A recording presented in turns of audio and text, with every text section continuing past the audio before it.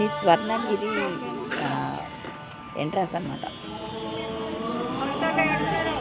ఇక్కడ నుండి కొంచెం దూరం వెళ్ళాలి, అంటే మరీ కిలోమీటర్లు ఏముండదు, కానీ కాస్త దూరం నడవాలి. ఇక్కడ అంటే బ్యాటరీ వెహికల్స్ అని ఉంటాయి, కానీ అది మరి ఇది ప్రైవేట్ కాబట్టి బ్యాటరీ వెహికల్ నాకు కనిపించింది. అయితే అది ఓల్డ్ ఏజ్ వాళ్ళకి కాదు, ఫౌండర్స్కి. అక్కడ అదేంటి అన్నదాన సెంటర్లో ఈ సరుకులన్నీ రవాణా చేస్తుంటారు అట. అది అక్కడ ఉంది, అంటే గుళ్ళో సామాన్లు అక్కడికి ఇక్కడికి అంటే దూరం ఉంది కాబట్టి బ్యాటరీ వెహికల్లో ట్రాన్స్పోర్ట్ చేస్తుంటారు. ఇది మాత్రం యాదగిరిగుట్ట లాగా ఓల్డ్ ఏజ్ వాళ్ళకి మాత్రం బ్యాటరీ వెహికల్స్ ఉండవు, నడవాల్సిందే ఖచ్చితంగా. ఇంకా ఇక్కడ మొదటికి ఏమో చాలా నడవాలంట లోపలికి. ఇక్కడ ఆటోలు ఏం లేవు, మనమే నడవాల్సి వస్తుంది. మెట్లు కూడా చాలానే ఉన్నాయి, 100 పైన 108 అంటున్నారు కాబట్టి చెప్పాలి ఎన్నున్నాయి. ఇది రథంలాగా ఉంది, ఇక్కడ నిల్చోబెట్టారు రథాన్ని, రాత్రి దక్కింది ఇది కూడా. ఇక్కడ మెయిన్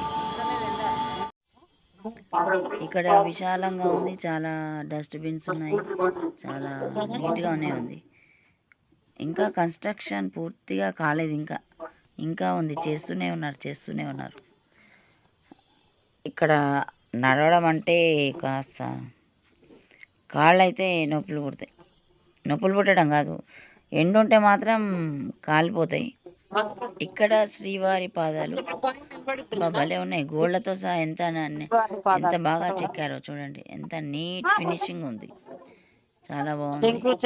శంకు చక్రాలు, ఇది కూడా నల్లరాయితో చేసింది. ఇక్కడ అన్ని కాయిన్స్ నిలబెడుతున్నారు, ఇక్కడే కాదు లోపల కూడా కాయిన్స్ అన్నీ నిలబెట్టేది ఉంది. 5 రూపీస్ కాయిన్ అయితే భలే నిలబడుతుందేమో అని. మరి 1 రూపీ అంటే కొంచెం సన్నగా ఉంటుంది కదా, దాన్ని వెర్త్ కాబట్టి 5 రూపీస్ది ఉంటుందేమో. ఇక్కడ కూడా కాయిన్స్ అన్నీ నిలబెడుతున్నారు, అంటే నిలబడితే వాళ్ళ కోరికలు తీరుతాయని. ఇక్కడ కాయిన్స్ పెట్టాలట,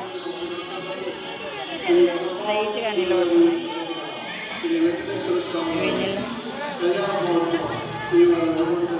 ఇక్కడ కాళ్ళు గోళ్ళు ఎంత బాగా చెక్కారో, దాని కాళ్ళకి పట్టి ఎంత బాగుందో. శ్రీవారి పాదాలు భలే ఉన్నాయి. ఇక్కడ మల్లెపూలు తులసి మాలలు అమ్ముతున్నారు.